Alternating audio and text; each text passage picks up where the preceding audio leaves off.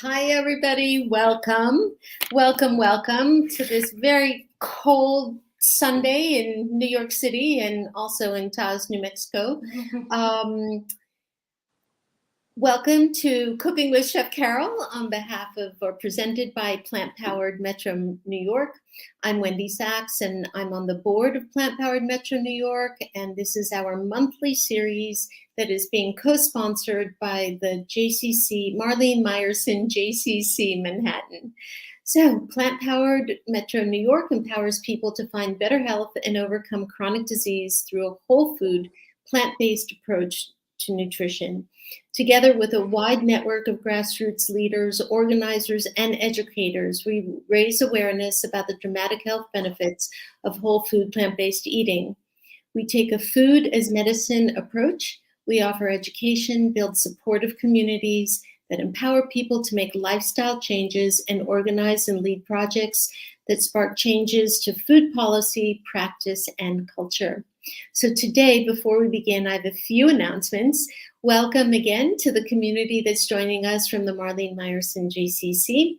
Plant Powered Metro New York and the JCC have partnered on for several years now, actually, and we have one upcoming program. We actually have a couple, but there's one I really want to tell you about up front because it is our own beloved Chef Carole who will be teaching a 4-week class. So it's Wednesdays starting March 23rd from 1 to 3 in the Physicians Committee of Responsible Medicine. They have a Food for Life program, and Carole is one of the certified instructors, and it's really a magnificent class where you'll get not only the science, but also the art, as you well know from Carole, and Carole will be teaching and covering many, many different topics related to a variety of chronic diseases. So you can sign up through Plant Powered Metro New York. You can also sign up on the Marlene Meyerson JCC website.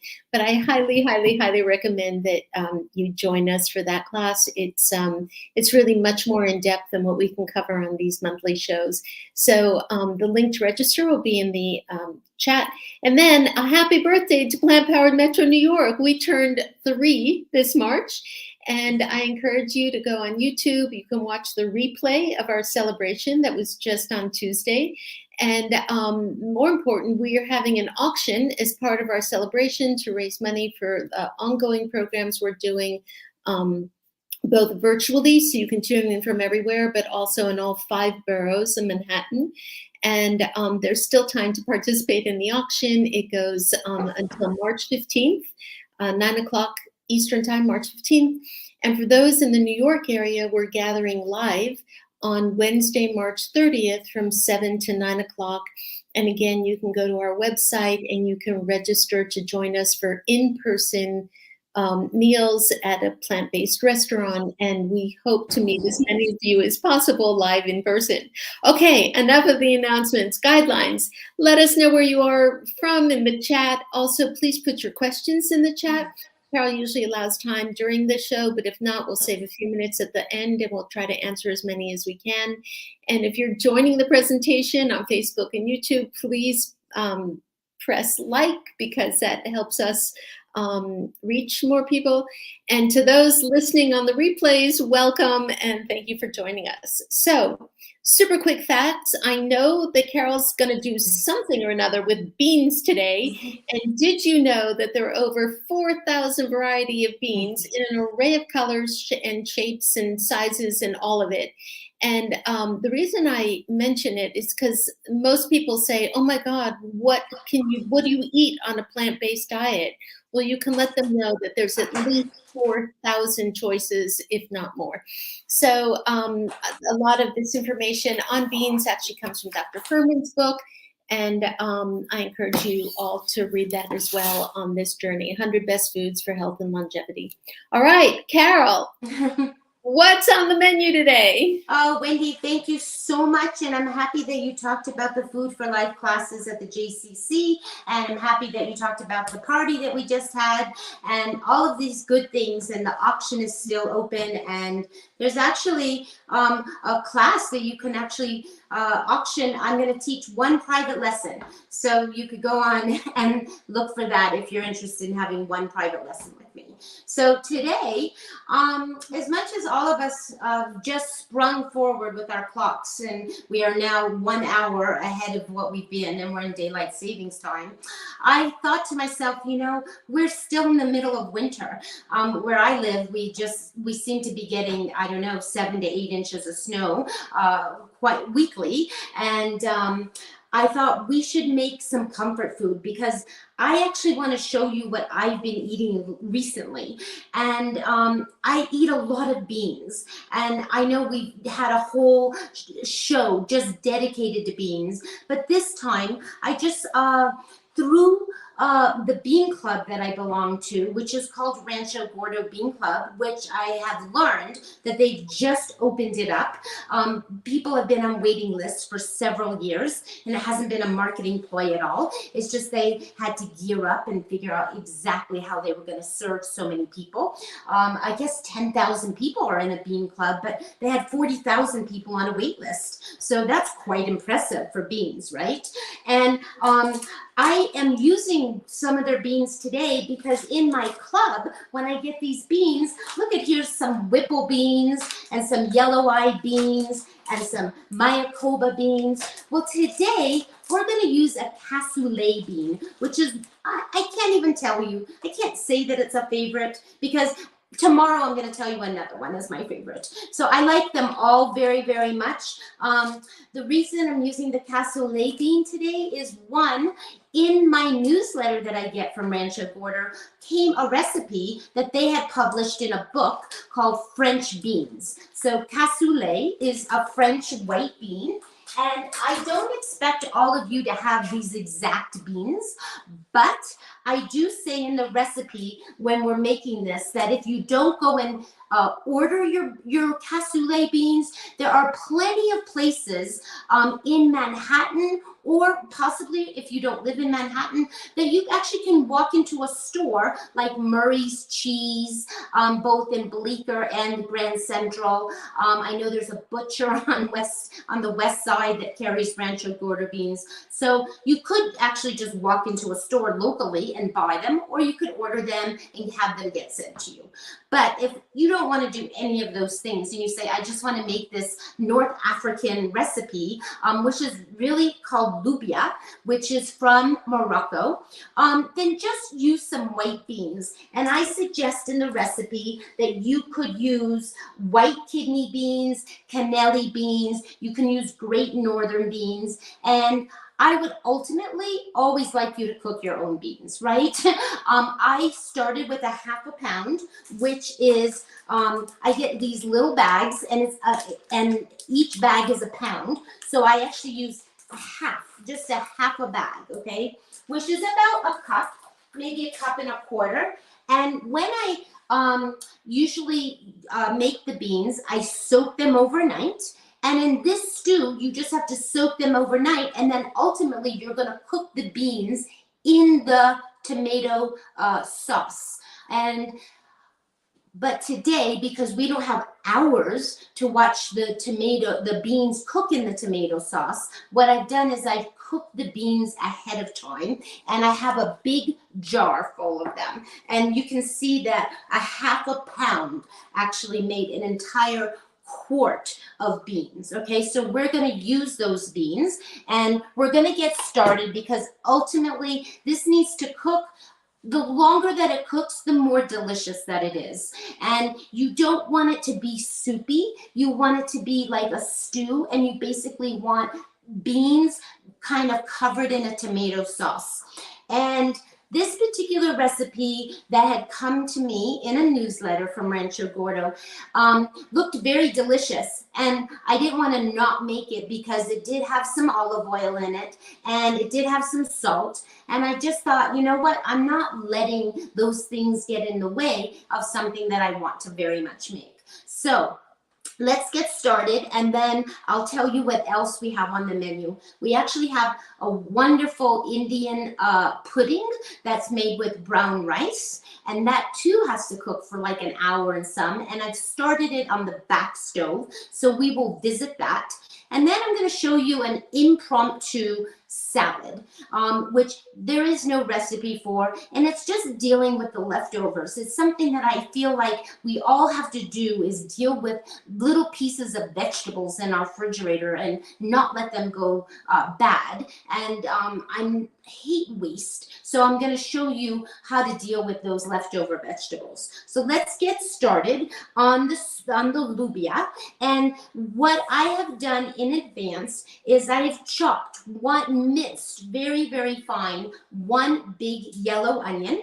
And then I have also cut very, very fine some celery, 2 stalks of celery, and 2 carrots. And in the recipe, it actually says to chop and save your those inner leaves of the celery, which I actually love, and I'm going to show you just chopping them. This is, I always call that the tender inside. It's like I call it the sexy part of the celery, actually, because it's hiding inside, and it's most delicious. And I never let this part go because sometimes I put it in stock, but often I chop it up as if it were parsley. So what we're going to do when we get started is I have the burner on. This is definitely hot, and I'm going to just make sure and show you that it's hot because I'm putting some water in, and we're seeing the steam, and those little bubbles are dancing across. Now this particular recipe definitely had olive oil, which we're going to omit, and I'm going to get, and I have 2 cloves of garlic in here. It's all kind of gotten a little bit mixed up, but I'm going to put the onions in first, and I'm just going to get those started cooking, okay? So we're sauteing, and this is, and we've got some broth. I just want you to see, I have just this morning made all this broth from everything that I was cutting and chopping. So I was chopping the onions, and I saved the skins, I peeled the carrots, I had some extra celery, and all of that, I'll just show you.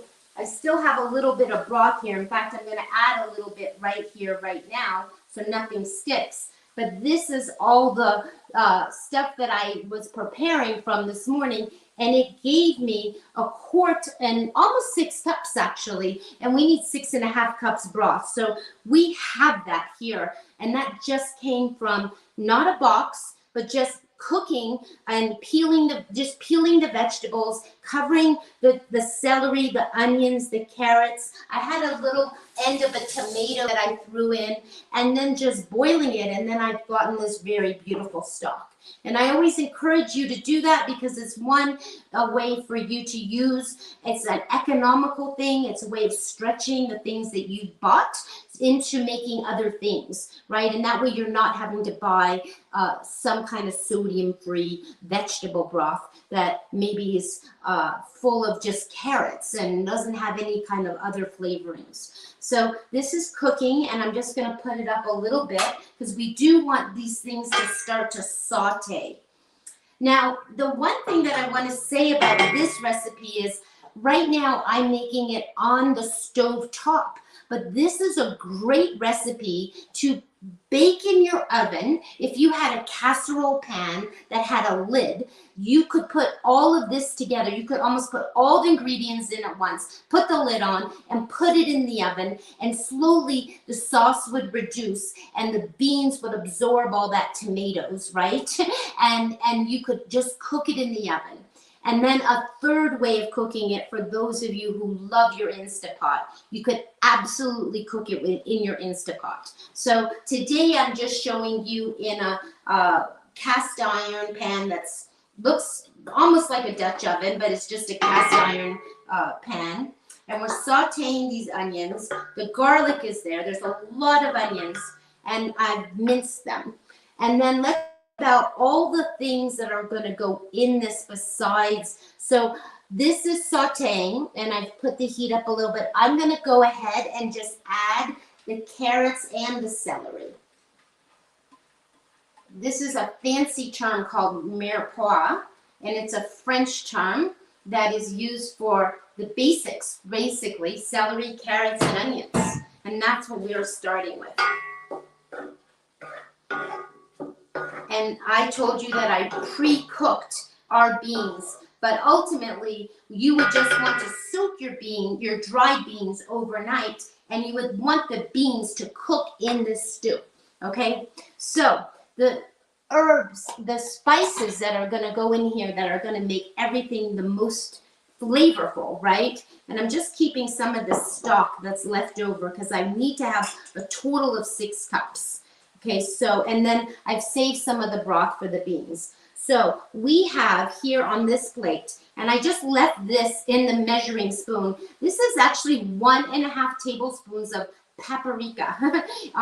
You could use sweet, hot, you could use smoked. This is just a regular Hungarian paprika, and it's 1.5 tablespoons. And then we have 1 teaspoon of turmeric. We have 1 teaspoon of cumin. We have a teaspoon of fresh ground black pepper. And then the recipe, I've added a little bit of cayenne. And I'd say 1/4 to 1/2 teaspoon because that is up to you how spicy you like things. Again, we're not putting any salt in this bean dish, and there has to be a way to kind of give it its little kick, right? And normally the salt brings up the food. So we talk about this all the time, that there are various ways to replace that salt. Sometimes it's citrus, sometimes it's fresh herbs, and then also an array of dried spices. So this is all cooking. Nothing is sticking, and I'm just letting it's just cooking away. And what I'm going to do is the next thing that I'm going to do is I'm going to go ahead and put all of these spices right into here. And I like doing this right at this point to cover all these vegetables and get all the spices thoroughly distributed. Now this is already looking delicious to me, and I think that I will get a little pot holder and show you. Now, this is what this looks like. So it's just celery, onions, and carrots, very small minced. If you didn't feel like cutting all this, you could definitely put the carrots in your Cuisinart, if you had a Cuisinart, and your celery, and just pulse it a few times. If you're someone that doesn't want to use your knife skills, or you're someone that doesn't have knife skills, or you're simply just lazy and you want to speed things up, go ahead and put things in your Cuisinart. Later, when we make our spontaneous little vegetable salad using all ends, you're going to see that I'm going to use the Cuisinart as a way of just kind of speeding up the process and kind of blending in a bunch of vegetables. So that's that. And then we need to get 2 tablespoons of tomato paste. And I actually have these wonderful measuring spoons here that this is an incremental spoon, and it actually is 2 tablespoons. So I love that because I don't have to bother putting things in 2 times. And I've given you many tips. This is a small jar of tomato paste that is in a jar. It's the Bio Nature that I love so much, with no salt added. You want to try to find tomato paste with no salt added. Now, the tomato paste, we're also going to be putting in 1 can of tomatoes. Now, ultimately, I like using whole tomatoes, but we only need 1 small can, and I could not find whole tomatoes in a small can. So I've just bought diced tomatoes, no salt added. Now, as we talk about eating no salt, right? If somebody has to eat a little bit of salt, we all they recommend, if you don't have high blood pressure, that you could have 1 teaspoon of salt a day, and less, obviously, 1,500 grams if you are already have high blood pressure.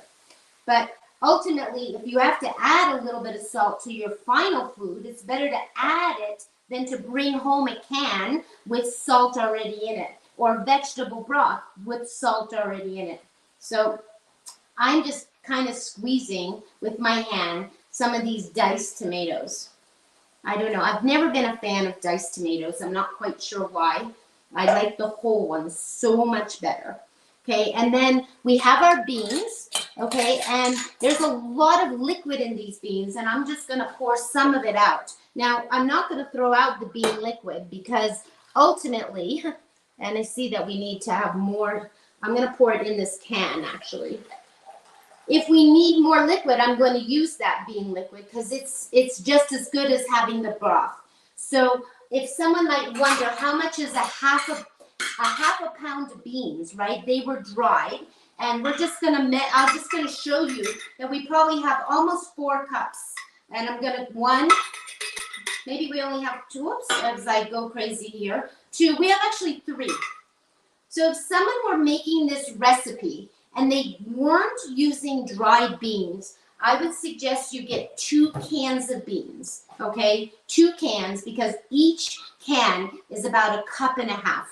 And we just saw that we've just put in almost 3 cups. So I'm getting this all mixed up now. And it's already looking delicious. And I'm going to put in all the broth, okay? It calls for, you could use water. I'm using some broth. This is 4 cups, right? And you're going to see that it looks like a soup. You're going to say, she's making stew? Well, it looks like a soup. Well, that is all going to cook and ultimately cook for several hours. You don't have to do anything. You don't even barely have to watch it. You just have to let it cook and all cook that liquid down. So that ultimately is our goal. We're going to take this to the back of and put it on the stove to actually get it right out of our way. I'm going to make sure that we've added everything that we said. And I have this bean liquid with tomatoes. So I'm just going to pour that in here. Again, trying to get the counter clean.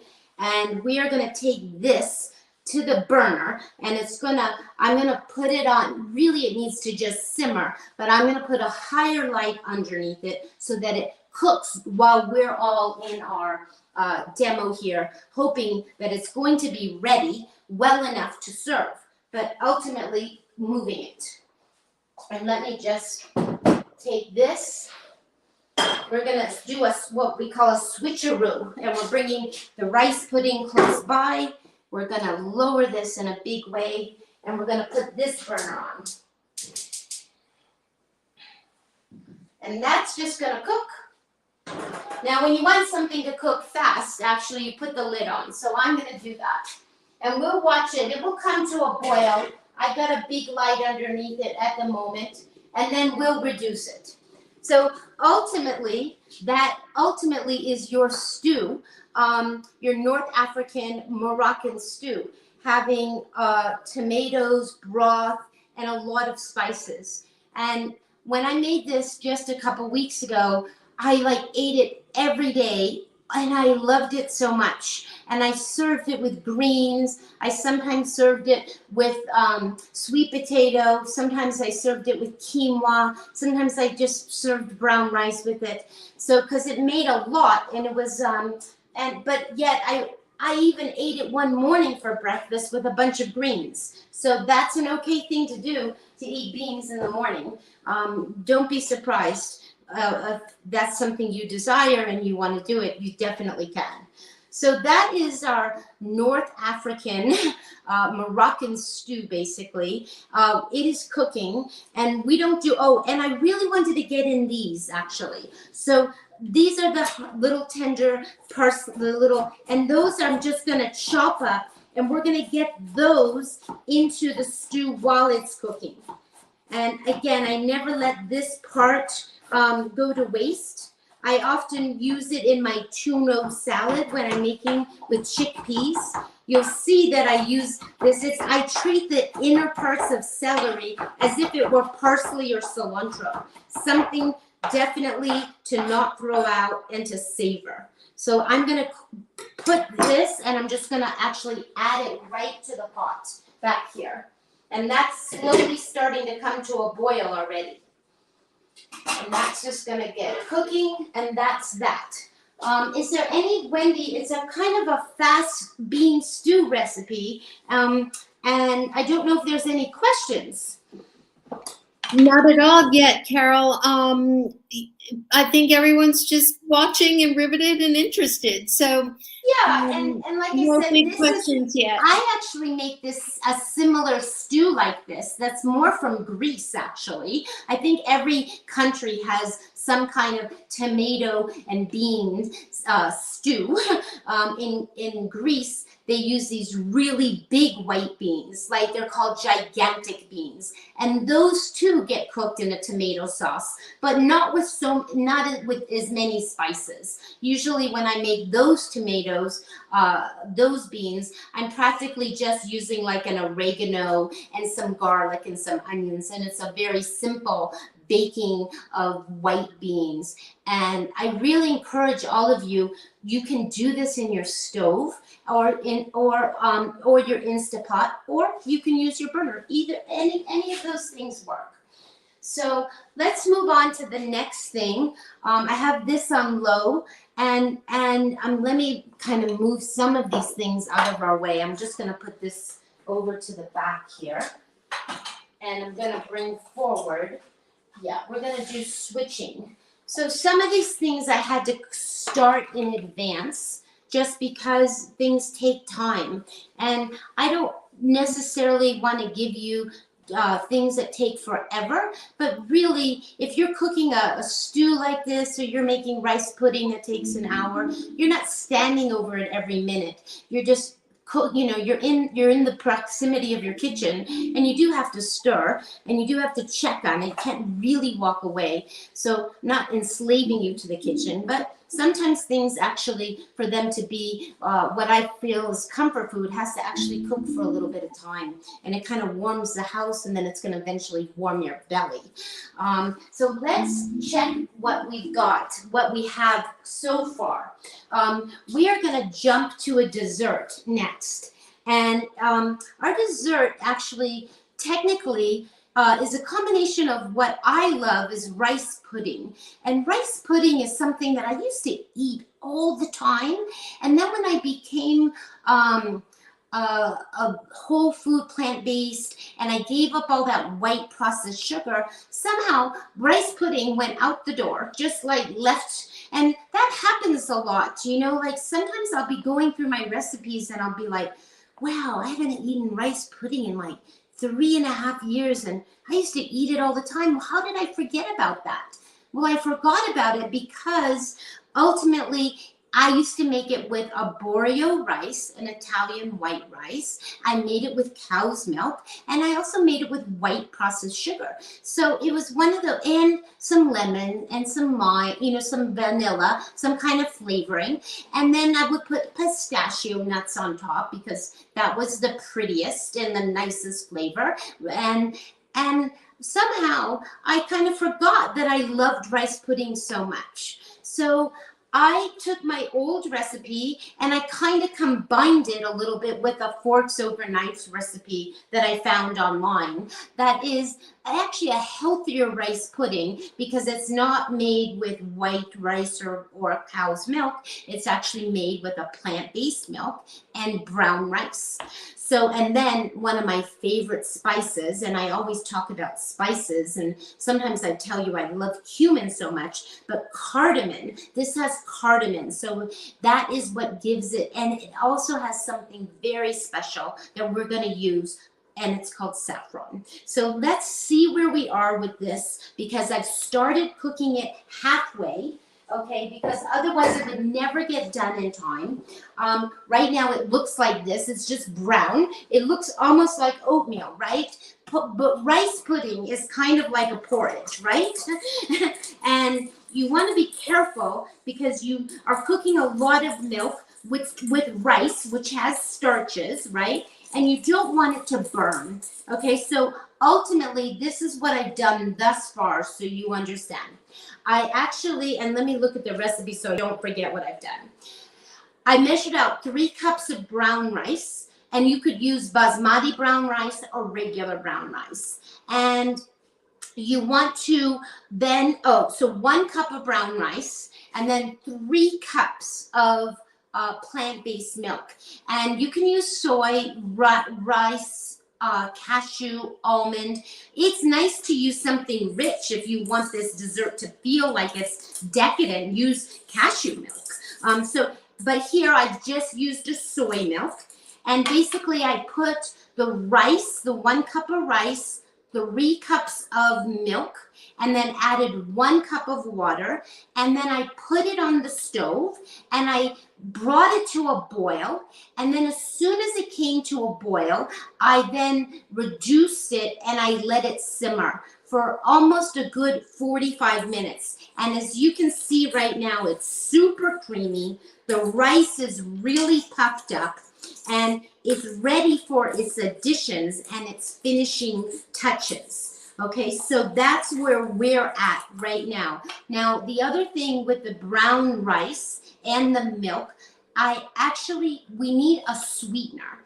And I used to use white sugar for this, but we are going to replace that sweetener with a sweetener of your choice. Okay, so today I used a combination of 2 things.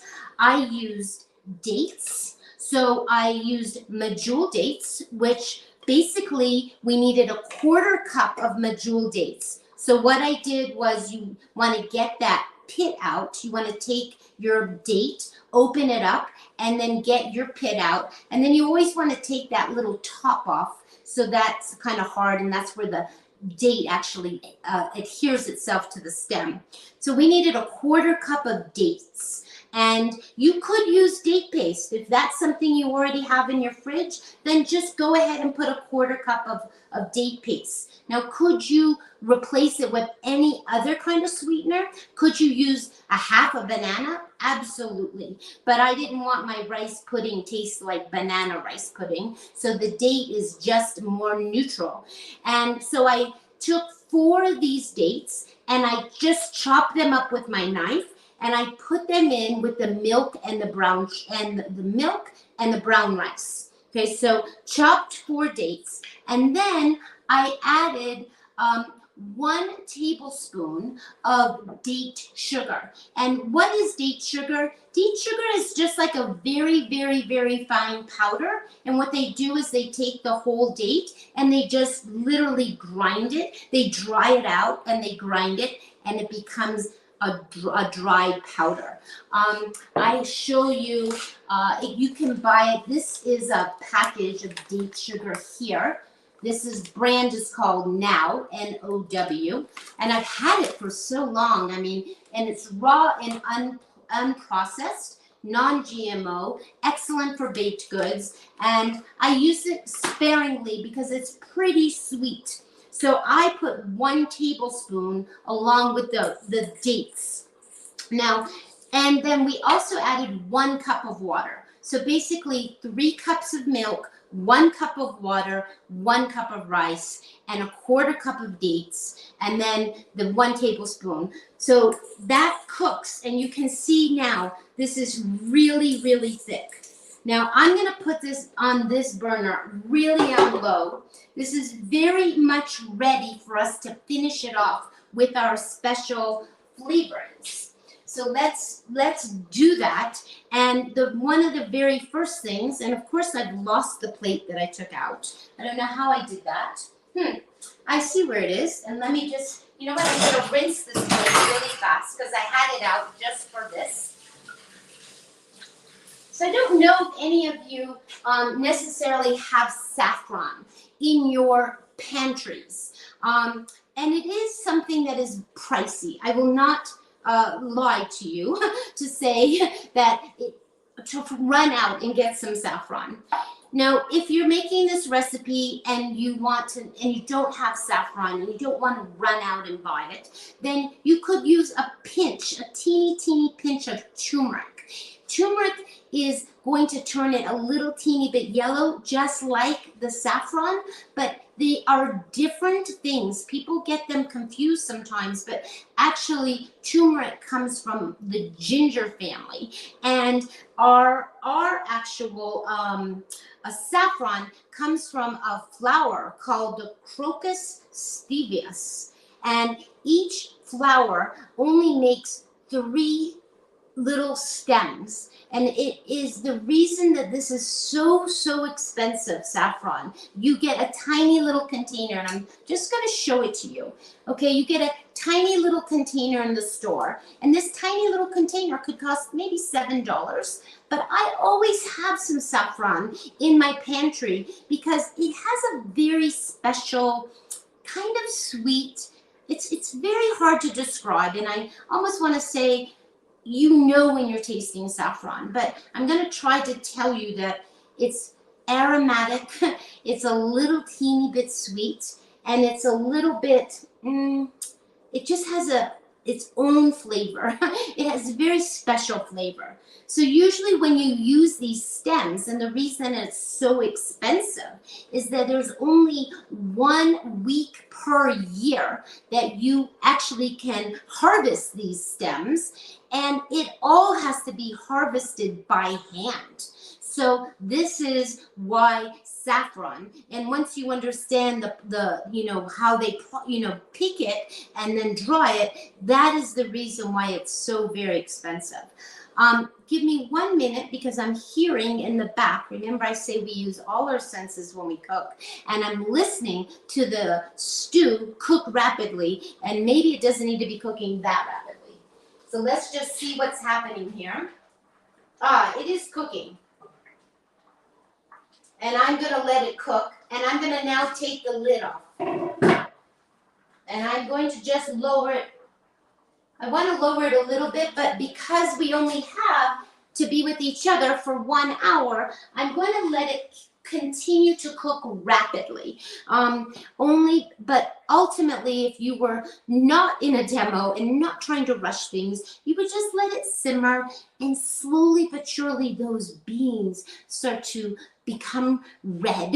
They start to absorb all those tomato flavors, and the beans are actually would be cooking in the stew, and they become so tomatoey and so delicious. So back to our saffron. So usually you have to kind of wake up the saffron, and the way to wake it up is that you use some warm water.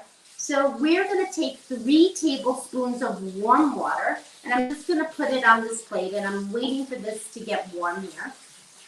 And I'm just going to I'm going to put 3 tablespoons of water. Again, this is going to flavor our Indian rice pudding. And if you don't want to have saffron, you can skip it. You are still going to get a delicious rice pudding. And then you want to carefully, and it's very hard to show you these teeny little threads. And it's very hard just to get a very few teeny threads. Okay, and the minute that I've put this in the hot water, the water has turned yellow. Okay, and those are slowly like awakening and developing, and then I carefully close this little box, this little plastic box. It usually comes in a capsule or a little plastic box, and it goes right back into the pantry. Okay, so these are the stems, and they will sit for a very few minutes. Now this is cooking, and because I've cooked it in advance, I'm gonna go ahead and add just, the recipe actually says that we can add a half a cup of water to it at the end. So I'm gonna get my measuring cup, and I'm gonna get my liquid measuring cup. And at this point, you could add more milk, you could add more water. It's very much like making oatmeal, right? Everybody likes it a different consistency. Have you ever been at a friend's house and they serve you oatmeal and boom, it goes in the bowl like cement? And you're like, I don't like that kind of oatmeal. I like my oatmeal creamy. I like it just creamier. So That's the same with this rice pudding, right? You can add a little more milk. You can add a little bit more water. That is up to you, okay? But you absolutely want to leave it creamy and almost a little bit runny, because as it hardens in the refrigerator, it actually will get very hard. And also, I love serving this rice pudding when it is warm. I like eating it like immediately while it's warm. But of course, it makes like 6 little ramekin bowls of rice pudding. So if you're by yourself, you can't eat 6. I eat it over a course of several days. So only the very first one is going to be warm. So what's going to go in here next? We're going to put some cardamom, and we're going to put 3/4 of a teaspoon. And that is going to go right in here. So I'm taking 1/4 of a teaspoon, and I'm doing it actually 3 times. This original recipe called for a teaspoon of cardamom, and I'm all for saying, hey, go for it.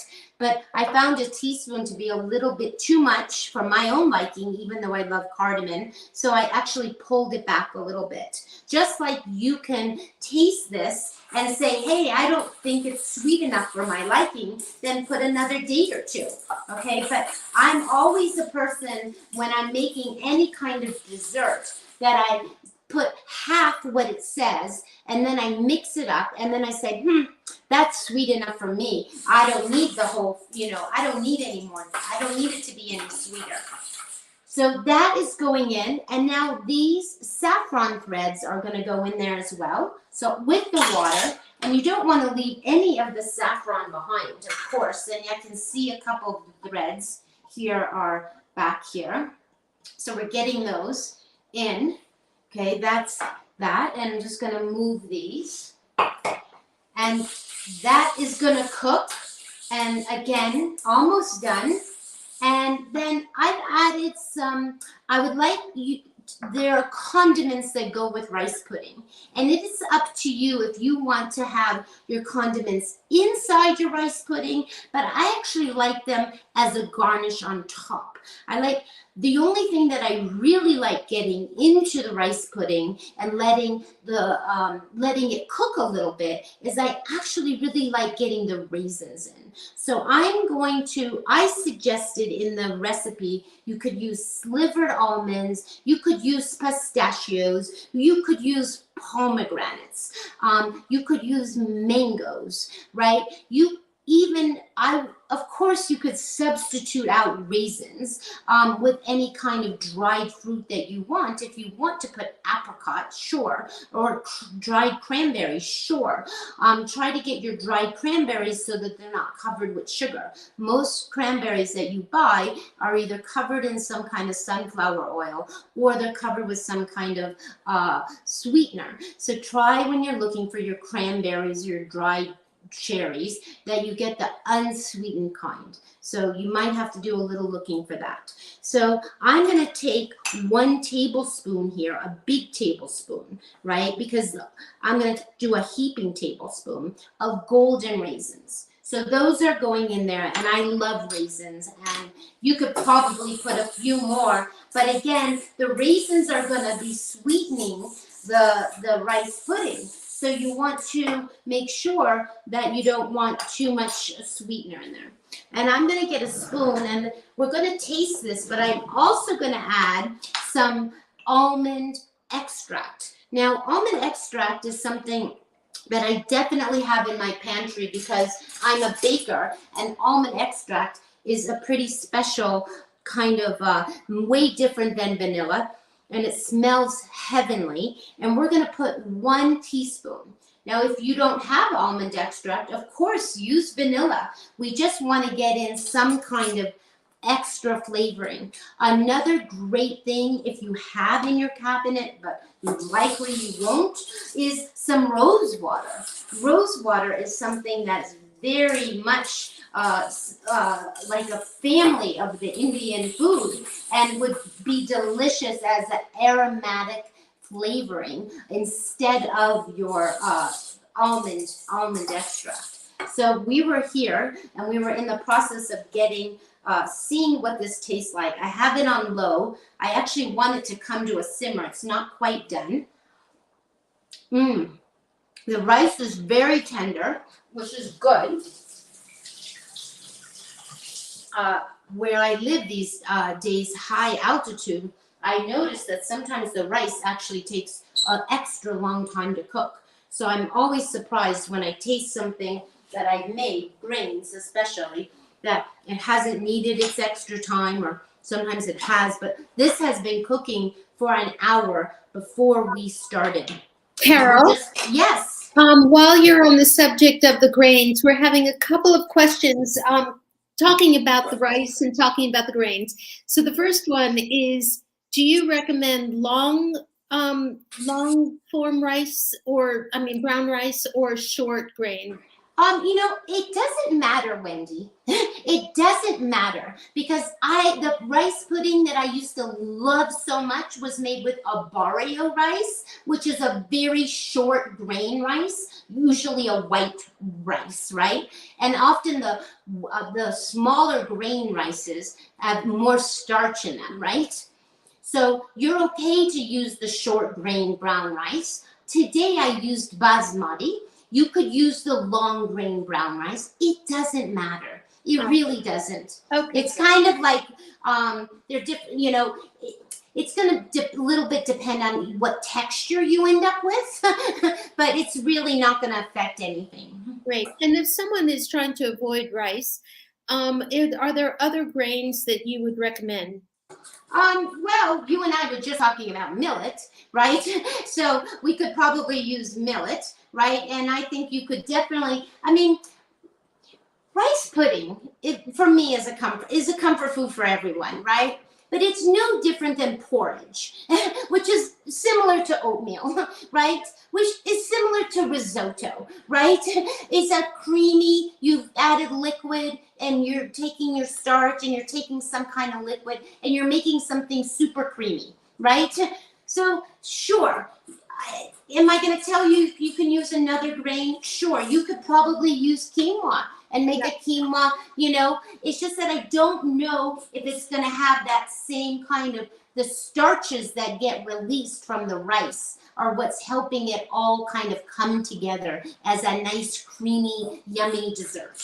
Yes, exactly. I mean, a grain other than millet that was recently recommended to me was sorghum, and it's the Yes, same kind of sorghum, thing. maybe. Yes, I haven't cooked with a Sorghum. whole sorghum. I cook with sorghum flour, but I don't have a sorghum, And of course, lots of, I think millet is a great thing. And I certainly, just like oatmeal, you could add other things to this, right? You could put the millet in this. You could put I have some quinoa on the counter here. You could add that, right? And maybe if you're doing the millet, and you don't see that it's coming together, okay, so you're already ad-libbing, right? Because we're with rice pudding, and you're asking me, how do I make something that's rice pudding but has no rice in it, right? So you're already off course on a different track, and you're on the experimental track, which is really fine, actually. I encourage all of you to be on that track because sometimes with our own diets, with our own health, you have to have certain things in your lifestyle, and you can't maybe eat a brown rice, so you have to work something else in. But when you're on another track, and you're not making rice pudding and you're trying to make rice pudding, but now you're making millet pudding, right? Maybe it's not going to come together, the starches. So maybe you have to think about, how is this going to bind together? And do I add a tablespoon or two of flaxseed? Do I add a tablespoon of chia seed? This is when you start to learn that you have the power of ad-libbing. And then I totally feel like you're on a great path. You're on a great path because you're now learning how to cook and to make it up as you go along. Because as I always say, recipes are recipes, but only to an extent, right? So one more quick question, which has to do with the veggie broth. I know we often get this. Do you include your onion peel and your garlic peel? And if so, do you wash them before you add them to the scraps? I just, you know what? I just wash everything and then I dry the onion. But yes, I put all of it. Onion peel, garlic peel, and you know the garlic. Actually, I don't even think I don't think I ever washed the garlic, to tell you the truth. I think I just, as all that paper ends up on my thing, I think I just throw it in. I mean, everything's coming to a boil. You're like straining it. You're leaving all those things behind. And I guess unless you're so conscientious where that garlic's been. I guess I don't, is the answer. And one more question back to the rice, and then I'll be quiet and let you continue. Okay. Do you buy your rice in bulk, or do you buy it online? How do you buy your rice? Well, I always like to know where it's coming from. So rice I actually buy I like that California Lundberg rice, because that's a very good, certain rices you have to be careful of certain rices. So I usually buy, I'll show you, I think I have one bag. I have sushi. I have this organic sushi Lundberg. This is the rice that I usually buy. Once in a while, I definitely buy it. If I don't see this bag or I don't see this California rice, I buy it in bulk, and then I always wonder, it's one of those things where sometimes the label actually says where it comes from, but sometimes not.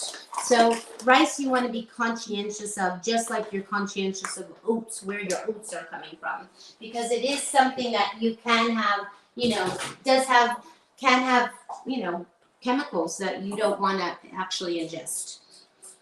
Great, thank you. Yeah, so it just depends. Sometimes I'm in a hurry and I just want to buy rice bulk. So I guess I don't have one answer for that, but I do like that California Lundberg rice. Maybe because I spent so many years in California buying California rice. So I want to just make sure that I'm not forgetting anything in this rice pudding, which I have not. We still have one more thing to make. All of you just have 2 recipes from me, and I want to be able to finish this rice pudding. Right now, I'm going to turn this burner off. I'm going to just go look at our very boiling stew to make sure nothing is out of whack back here. It's still very, very liquidy. I'm going to put it up a little bit, but it is looking very good. Now, again, this is not meant to be soup. You really want the liquid to reduce. And hopefully, in the next 15 to 20 minutes, it reduces a little more than it has. So this actually, I'm going to move this burner for just 1 minute. And I'm going to get this rice. I don't want it cooking anymore. I've got this basil. I have all these things out here. And we're going to get this. Sometimes it's just crowded on the counter. I'm going to get this off the burner so that it's not cooking anymore. And the rice is done, and I'm going to make sure that I rinse this spoon. I'm just going to taste the rice pudding. It looks perfect. It has a beautiful consistency. It's still very, very creamy, and it's perfect, I think. I just want to taste it to make sure, because I've cut back.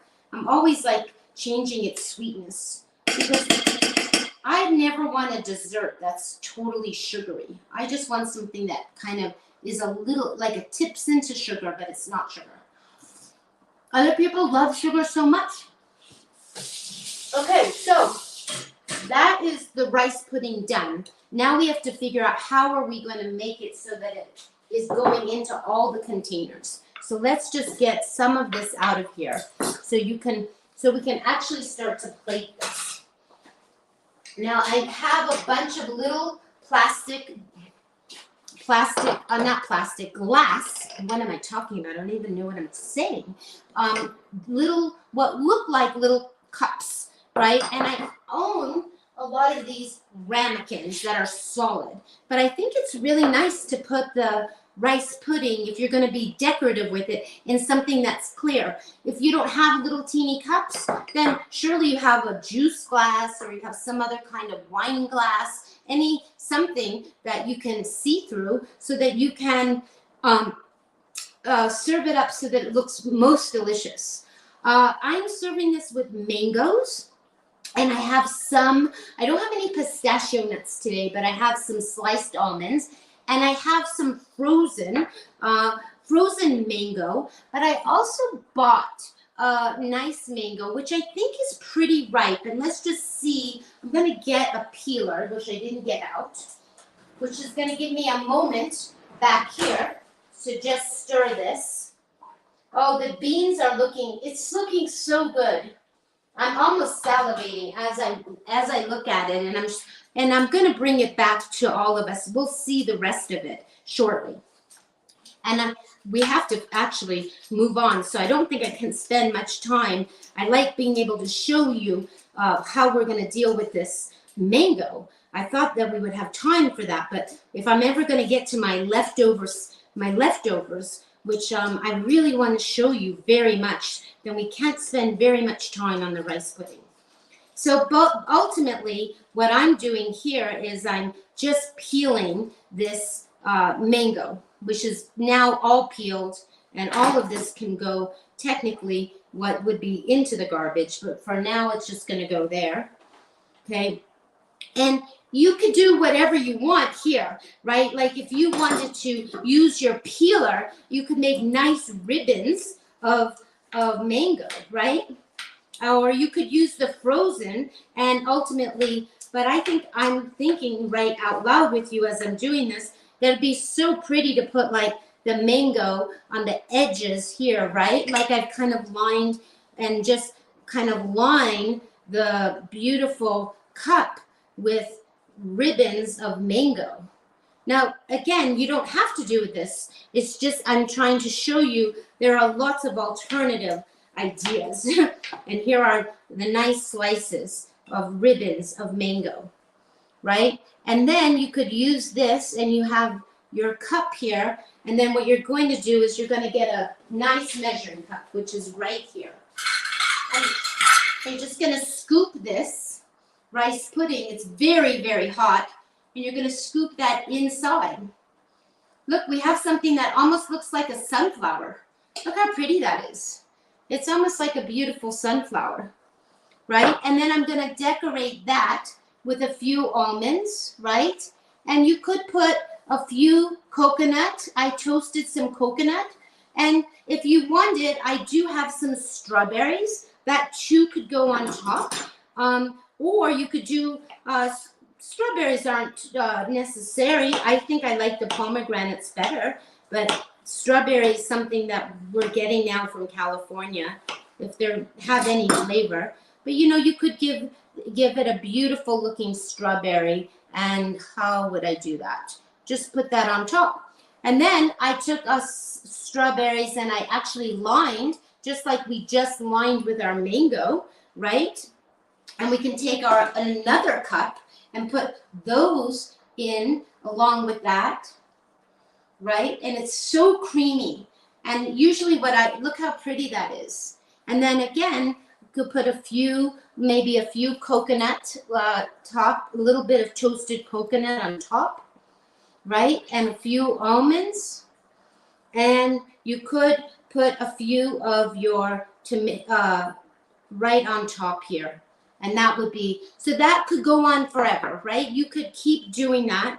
I'm going to move this mango for a second. And I'm just going to show you one other thing, because I don't often have fresh mango in the house, but I've always had frozen. So you could just portion this out like this in your cup, right? And you want just about a half a cup. And then you could take this frozen mango and just slice it. And the frozen mango is as good as the fresh, actually. So I encourage all of you to use the frozen mango. That way you don't have to deal with the seed. And then that could just go all right on top, right on top of that. And with some almonds, right? You could put some almonds.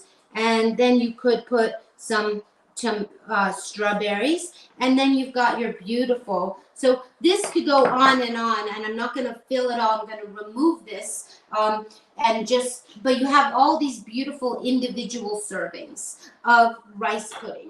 And I'm just going to move this back to the back, and we're going to make our last salad that has no recipe. But does anyone, Wendy, have questions about just kind of us having finished the rice pudding? No direct questions, but you're getting a lot of compliments on your artistry, on your presentation. People who are learning great tips and ideas from you, who are having Yeah, and you know what? I mean, the idea is to eat the rice pudding, right? I mean, you could just eat it by itself, but why not include fruit, right? We need to eat fruit, and this is going to be high in fiber, right? We have our grains, we have our fruit, and we have at least a half a cup of rice pudding here. So at this point, I love eating it warm. I love eating it warm. But you can't eat all, again, if you're living by yourself or you're not having a party and you're serving 6 or 7 little ramekins, you're going to have to put it away. So usually what I do is I put it all in its little containers, in its little ramekins or little cups, and then I actually cover it with a little piece of plastic wrap, because you don't want a skin forming on the pudding itself. And so that's that. Now while I'm back here, I'm gonna stir the beans, make sure nothing is like really, and this is cooking. We're gonna serve this at the end, but it needs to cook. And so you're gonna all have to wait for that to come out and be finished. But we will finish it, you will see it, and we're just gonna move these rice puddings here as a way of seeing that. And we are going to make our very last thing. And what is our last thing? Well, our last thing has no name, has no recipe, and I kind of think it's great. I think it's great because I always want to show people what I'm actually eating in my own. I show you beans all the time, or I show you desserts, but sometimes I throw things together. In fact, I throw things together a lot, and maybe they don't have recipes. And this is really something that came in a weird way to me, and I'll explain to you how this idea came. I have a little puppy. Maybe some of you know this. I have a little puppy, and I took it to the vet for the first time. And I said, I'm kind of worried about the dog. It takes a long time for it to poop, and I'm just wondering, am I feeding it the right things? And the doctor said, well, if it's taking time, your dog does need fiber. And you could give it broccoli. And I'm like, really? I'm like, I knew you could make the food, but I kind of wasn't going that route. I cook for myself and I cook all the time in class, but was I going to start cooking for the dog? I really didn't want to do that. So I thought, okay, the doctor said I need to give the dog as much fiber as I get, and the dog needs to have vegetables. And I have all these ends in my refrigerator, so the dog's not going to get my whole cauliflower, but it's going to get whatever I have left over. So as I started to do this 2 weeks ago, it was all aiming for giving the dog some ground up vegetables in its wet food. But I found that as I was preparing these things, that I actually wanted to eat the same food. And I kept taking I would make a big container full of these ground vegetables, and then I would take some out for myself, and I would make myself salad, and then I would give the rest of the stuff to the dog. So I thought, why not show you something that is somewhat feeling like it's a way of cleaning out the fridge for me, because I end up with a lot of ends, because I don't know, ends meaning, I have this one thing of zucchini here, and let's get the burner on, and let's get the pot here, and we're going to get this started immediately. We're going to put a little bit of water, okay, just a little bit of water. We're going to get our knife, which is here. And I have some peas, just some frozen peas, okay? I have this zucchini. I have this half cauliflower. These are all things I've just pulled out of my refrigerator. This cauliflower is starting to be soft, okay? It's still edible, but it's, you know what? It's just like, I just went into my refrigerator and said, what's left over? I actually found these stems that I keep from the broccolini, which could be stems from broccoli. It doesn't matter. So what I'm going to do here is we're just going to quickly cut these things, right? And again, it's not precious cooking, right? I'm just going to cook. We're just gonna cook them for maybe 3 minutes, not very long whatsoever. We're gonna take my zucchini here, okay, which I would never probably eat. Maybe I would cut it up, but maybe not. Do you know? And we're just gonna small dice this, because eventually I'm gonna put every single thing into the Cuisinart. And you might think, oh, this is such a weird thing that she's doing. But you know what? It is all makes sense when you see it all come together. Okay? Again, I've just gone to my refrigerator. I pulled out every single wackadoodle little end that I have. I'm not going to use all this broccoli right now because I just made a big thing. I actually have a carrot, and I'm going to cut this carrot. And we're just, because I think a carrot would be good. And it's not leftover carrot, but it's a carrot, you know. And I'm just going to cut this. And again, it's all going to go into the Cuisinart. And I just want to bring all of this. There's about 1 inch of water in there.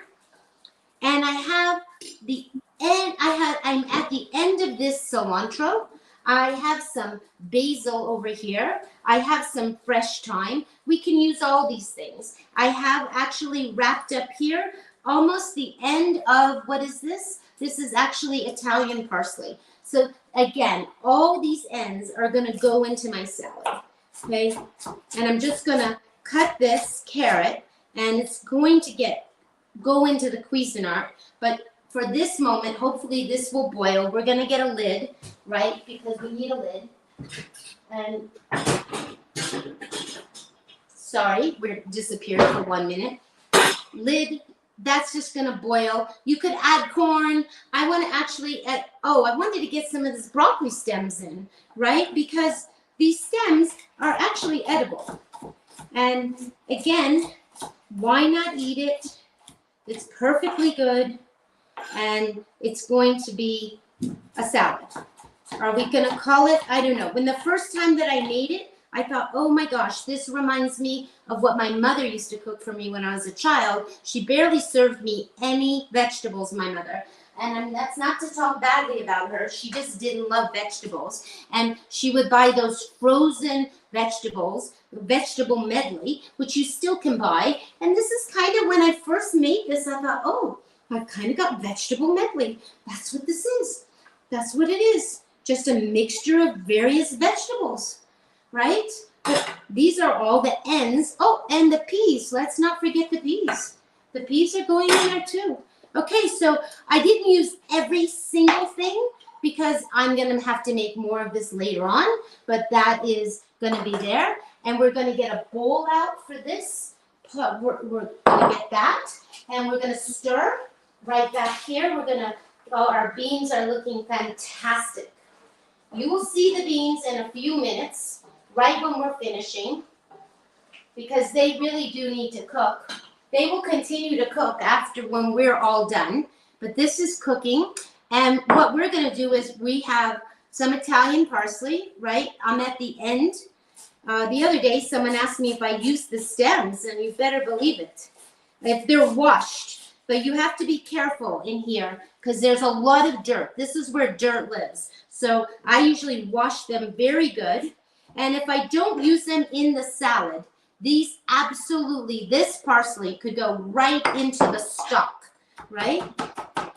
So right into the stock. So we're having some parsley. We also have this is cilantro actually. Sorry, I don't know. This is actually a little bit of parsley, okay? And we're just putting a bunch of fresh herbs, right? And I have some basil, and I actually have a little bit of thyme that needs to get used. And these are because I bought fresh thyme, and it only lasts for a certain amount of time, right? So now the dog, when the dog is getting the vegetables, she does not get any kind of herbs with hers. She just gets the vegetables. It's me that has been pulling the food from when I'm portioning it out for a big container for her, it's like I said, I want some of those vegetables. I think that would make a really good salad.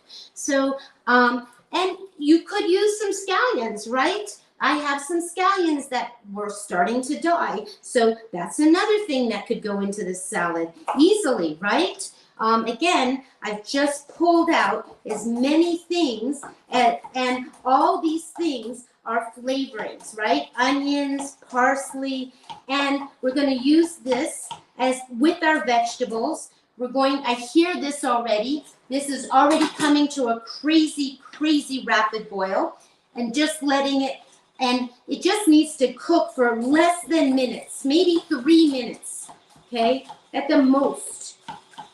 And I have the basil too, and I'm thinking you could add some grains to the salad if you want to. I like it just as vegetables.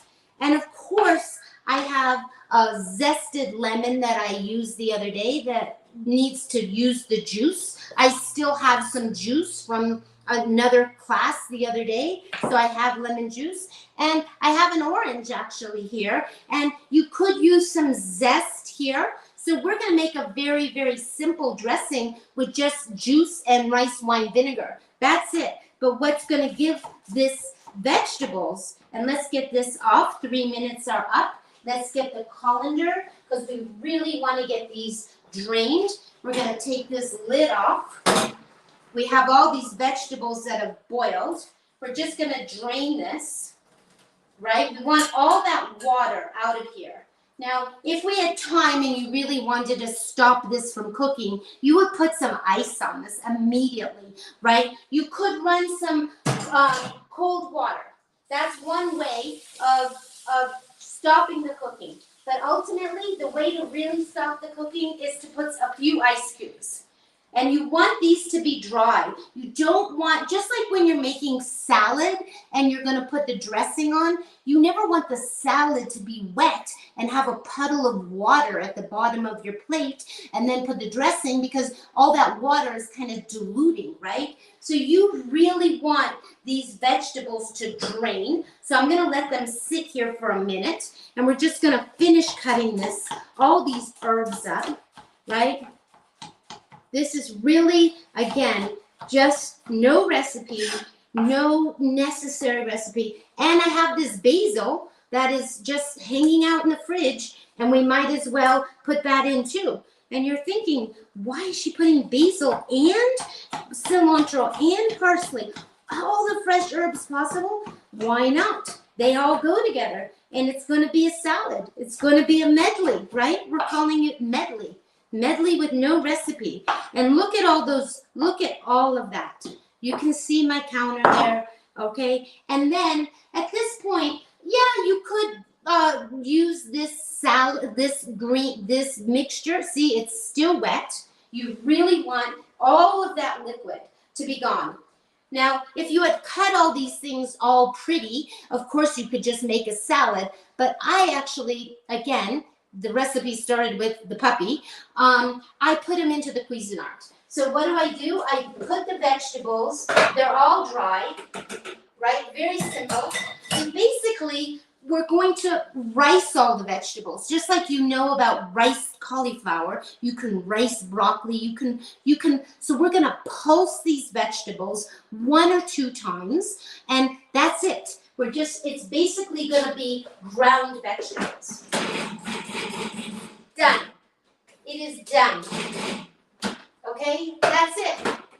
That's the mixture right here. That's our salad. Okay, that's it. And of course I don't have a big enough bowl. I can see right away, so I'm gonna get a bigger bowl.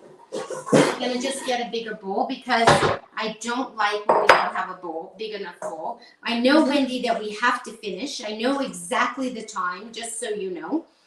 I haven't forgotten. I'm watching the time. And then we're going to take all of this parsley and all these onions, and we're going to get this blade out, right? And then at this point, you could put your favorite dressing, right? And it looks like a tabbouleh, right? It looks like a vegetable, beautiful green. Look at that. Look how beautiful. And looks that gorgeous, in itself, That in itself is probably delicious. All not doing anything. Let's just taste it to see like what's going on. Mm, mm, mm. It doesn't need anything, Wendy. It doesn't. It has crunchy. It has every flavor. It's like you. I hate this term, but it's like you threw in the whole kitchen sink. Okay. Well, to me, it also, with all those herbs, just sings of spring, which I know. Oh my God! Well, first of all, they're so delicious. But it is so beautiful. I mean, truly beautiful. And you're getting comments in the chat. Carole makes delicious food, and she's a great teacher. Looks colorful and exciting. It's really beautiful. So and it really what are we going to do to finish it off? I'm going to use a little bit of rice wine vinegar. I'm not making a dressing, Wendy. I'm not trying to make a dressing. I'm going to put my fingers over this rice wine vinegar, and I'm just going to put a little bit of rice wine vinegar, right? Just a little bit, because it has a nice flavor. If you want to put balsamic, but I don't want anything going brown here. I don't want balsamic. I have a half a lemon. I also have lime. And I also have that lemon that needs to get used. And I also have juice that's already out. But let's get rid of this lime, right? Let's just get rid of this. You could put zest, okay? I'm showing you that you can make these things up. You don't always need a recipe, okay? I know people need recipes. I like recipes. We all get hung up on recipes. But we're just eating vegetables. I have a whole thing of quinoa here. This quinoa could go in here, and wouldn't it be beautiful? Let's do half of the salad right this minute. Let's just get some quinoa into this bowl, right? Because I'm always talking about taking one thing and making it into several things, right? Because we get bored and we want to change up our flavors. So this salad that has no salt, that is just vegetables, which is cauliflower, carrots, peas, broccoli ends, lots of fresh herbs. Already, lemon, rice. It is so fresh, okay? And then we're going to take half of this salad, and we're going to just mix it with our grain, okay? Because we're going to have a grain, and it's going to be almost like a tabbouleh salad now in a crazy way, right? It's not tabbouleh, because most of us know tabbouleh using bulgur wheat, but this is a quinoa. And look, wouldn't you eat that, right? It looks how we just made that out of leftovers. Now we're going to serve. Let's just get our last thing. Let's get this counter dry. Just a mess here. I cannot work in just a mess.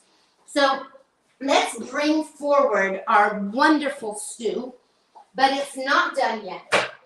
But we're going to look at it anyway. We're going to look at it because it's getting there. So this is what it looks like, right? Ultimately, those beans are yellow. They're almost going to be red, bright red. Of course, we're going to taste it always because, we don't want to serve anything, but this is going to still cook, okay? I'm getting a facial right now, just so you know. The steam is coming up. This is stewed tomato beans, right? And the beans are, they're so luscious. I would encourage all of you to find the cassoulet Rancho Gordo beans. But again, if you don't want to go out of your way and you just want to get the beans at the store, just get your Great Northern, your cannellini. Perfect.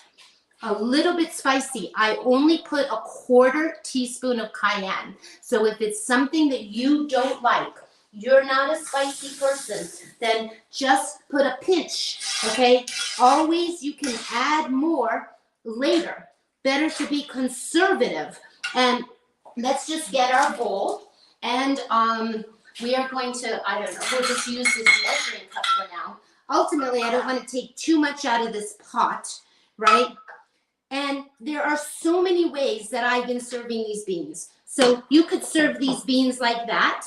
And I have a bunch of microgreens that you have seen me use. Someone gave me at holiday time a tray with and I've been growing all my own microgreens. So these are actually wasabi microgreens, crazy enough. And you could just cut these, right? Or you could get some, and those could go easily. Now this I've eaten for breakfast numerous times, okay? But we have our microgreens, but we also have this delicious green here. We have these vegetables, right? So now we have our vegetables and our bean stew. This is that, right? So easy, so natural. This is the way I eat almost Can you every bring it a day. little closer to the camera? I know you don't want to spill anything, but it is absolutely beautiful. So Really we made beautiful. 3 things, right? We've made these beans that are called Loubia, which is a Moroccan stew from North Africa. We want to cook them as long as possible. You do not want them to be soupy. We've served greens. Could you serve kale? You could serve any kind of greens you want. And then we made what I'm calling either a confetti or a vegetable medley, but we made up our own salad from leftover vegetables, right? With a bunch of fresh herbs. That is ideal because I've cleaned out the refrigerator, right? And I told you this originated from wanting to feed the puppy some fiber, but then I kept saying, oh, she's getting that, I should get that too. And then I said, oh, but I'm going to add these things. So I kind of just made it up. And then we just made it up now again because we added quinoa. So it can be anything that you want it to be. Okay. Quick question, Carole. How long did the beans pre-cook? Okay, first of all, really, you just soak the beans overnight and then you cook them in the tomato sauce. I only pre-cook them because we're not on this demo for 2 hours. Because ultimately, you really want the beans to cook in the juice, okay? Because as they cook, they absorb, and you can see they become yellow, right? They become tomatoey. You bite that bean, and it's creamy, rich, and flavorful, okay?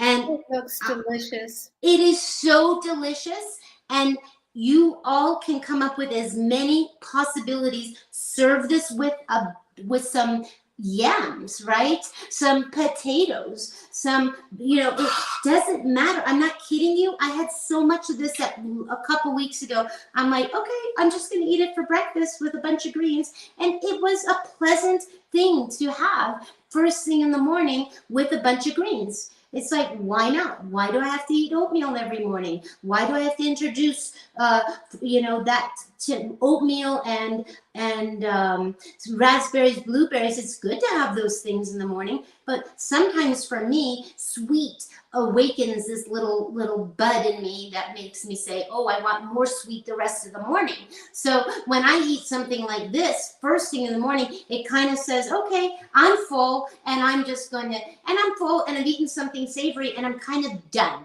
I'm not looking for that next sweet thing at 10 or 11 o'clock because I'm simply full on something that has been it's satisfying. A quick question, and then we have to wrap up. Will it freeze well in portions? And also, 2 questions actually. Is it true that tomato slows the cooking of beans? In other words, some people add the tomato at the end of cooking with beans, but you're suggesting putting it all together. Oh, I'm definitely suggesting, and I don't think it's. I've never heard of anything slowing, and I guess because I have always cooked them together. Yeah, in chana masala and some of the other traditional bean and tomato recipes, you can just cook them together. So for someone living alone, will this freeze well in portions? Well, first of all, I'm alone, I eat this whole thing in like 4 to 5 days. Okay, so it does last. I put it into quart jars. I put it in the fridge, and it lasts for a good, I would say, at least Monday to Friday.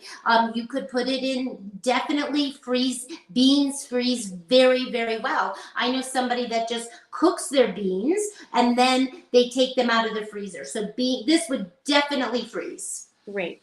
Okay, my darling. It looks That's it. absolutely That is delicious. it from me. Okay. We all want to come for dinner, and you've already been asked to have a mail order business because people do want you to ship things, whenever you're finished after the cooking Oh, recipe. fantastic. But anyway, another project for you. But thank you, everyone, for coming. We have just these last bits of announcements. Don't forget, with the JCC, Carole will be much more accessible in a weekly course on Wednesday afternoons from 1 to 3. Sign up on Plant Powered Metro New York or at the Marlene Meyerson JCC Manhattan. And this class, different than the cooking class, is really going to be an interactive class. So you will have an opportunity for questions and talk back. And then, of course, there will be some science that will be delivered on chronic disease and culinary medicine, and then also a cooking demo. So it's a fabulous class. And it's co-sponsored with or not really co-sponsored, but it's a format we use with that we work with Physicians Committee for Responsible Medicine, which is Neil Barnard's organization. So please join Carole for that starting next week. And then on March 21st, also with the JCC, not to be missed, our real health pioneer and beloved doctor who's a big supporter of PPMNY, Dr. Furman, will be joining us to discuss his acronym GBOMS, which stands for greens, beans, unused mushrooms, berries, and seeds, which are the foods that he recommends most highly to strengthen the immune system. So please join us for that. GBOMS, foods to prevent cancer and prolong lifespan. There are other upcoming programs at the JCC. There are medical health lectures, and next week, I believe, is a brain awareness week. So please go to the Plant Powered Metro New York website. Join us for our events. Join us for the combined events at the JCC. Our next demo with Chef Carole will be Sunday, April 10th, usual time, usual channel, 5 o'clock. And all the links are on the website for Plant Powered Metro New York, JCC. And Carole can be reached at carole@thevegievanguard.com, direct email, or you can find her pictures and other things she's up to on Instagram at The Veggie Vanguard. So finally, please join PPMNY for their birthday celebration. If you can, please make a donation so we can continue our best work in all the communities here in New York and elsewhere, all these virtual programs. And also join us for the auction, which is live until March 15th at 9 p.m. And on that note, thank you very much, Jim Spellos, who has been our tech producer behind the scene. We love you. And Alan Smithy for his help setting things up. And Carole, any last words? No, I just think you said it all, Wendy. You said it all, and I always am so happy that all of you have come to be part of my kitchen and see what I'm eating. And thank you for coming. And look forward to seeing you, because April is going to be about spring, and we're going to hopefully have some spring vegetables. So I look forward to seeing everyone in April, and definitely, hopefully, at the Food for Life classes at the JCC, and definitely go to the auction, and definitely watch the replay of the party, because it had some really special people. So you've said it all, Wendy. Thank you so much for your support, and see you next time. We'll see you all next time. Thank you so much for coming. Bye. Bye.